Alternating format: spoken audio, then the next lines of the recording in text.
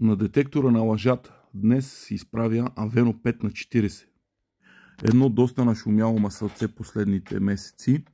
Оказа се, че маслото наистина е хубаво, защото много клиенти пращат нови клиенти, приятели, роднини и твърдят, че преди са имали харч с други масла, с Aveno-то нямат този проблем. И хората си го препоръчват едни на други, което всъщност е една от най-добрите реклами. Именно целта на днешния тест е да видим, понеже не сме тествали 540, да видим какви са способностите на 540 Aveno.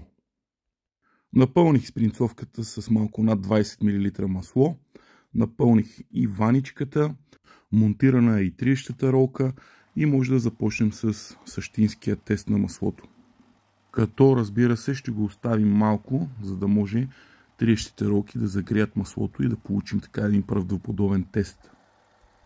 Много хора писаха коментари, че маслото не е загрято. Не, напротив, маслото е 20 мл и се загрява изключително бързо между триещите ролки. Започваме теста с фитнес тежести от по 1 кг. Маслото издържа почти 6 кг. Тък му пуснах 6 кг и машината спря. Това е резултат, който много малко масла могат да постигнат.